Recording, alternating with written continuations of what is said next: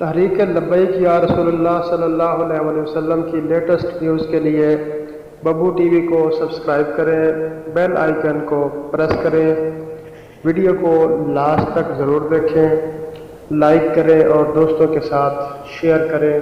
Thanks for watching. بسم اللہ الرحمن الرحیم۔ السلام علیکم ورحمۃ اللہ وبرکاتہ۔ سپریم کورٹ سے عاصیہ مسیح کی رہائی کے خلاف تحریک لبیک یا رسول اللہ نے احتجاج کیا، جس پر تحریک لبیک یا رسول اللہ کے خلاف ایک گرینڈ آپریشن کیا گیا۔ تحریک لبیک یا رسول اللہ کے قائدین سمیت ہزاروں کارکنان کو بھی گرفتار کر لیا گیا تھا۔ 23 نومبر 2018 کو تحریک لبیک یا رسول اللہ کے خلاف بے بنیاد الزامات لگا کر پابند سلاسل کیا گیا تھا۔ آج لاہور ہائی کورٹ میں امیر المجاہدین علامہ حافظ خادم حسین رضوی صاحب اور پیر محمد افضل قادری صاحب کو پیش کیا گیا۔ یاد رہے، تحریک لبیک یا رسول اللہ کی جانب سے ضمانت کے لیے سماعت ہائی کورٹ میں آج 29 اپریل 2019 کو ہوئی۔ جسٹس محمد قاسم خان نے استفسار کیا کہ تفتیشی افسر کہاں ہے، اس پر بتایا گیا کہ وہ کسی کیس کے سلسلے میں اسلام آباد چلے گئے ہیں۔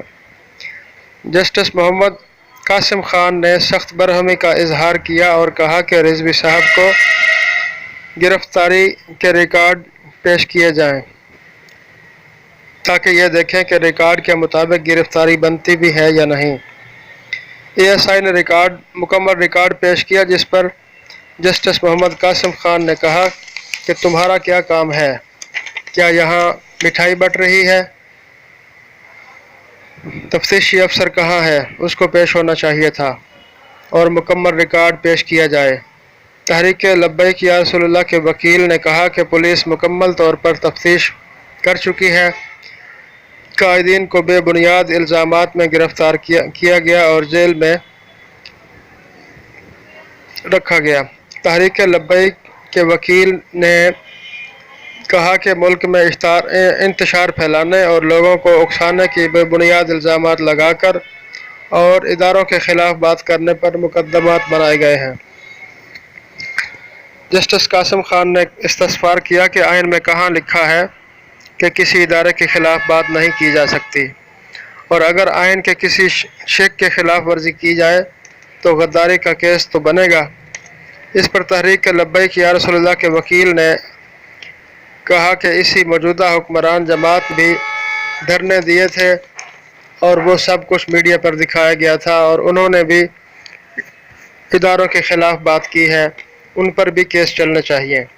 اس پر جسٹس قاسم خان نے کہا کہ ہم میڈیا رپورٹس کے مطابق نوٹس نہیں لے سکتے، ہم نے تو صرف یہ دیکھنا ہے کہ فائل میں کیا ہے، ہم نے تو فائل کے مطابق ہی فیصلہ کرنا ہے جو ہمارے پاس ہے۔ عدالت نے قابل گرفتاری ریکارڈ طلب کر لیا۔ اگلی پیشی میں ریکارڈ پیش کیا جائے گا۔ اگلی پیشی 2 مئی 2019 بروز جمعرات کو ہوگی۔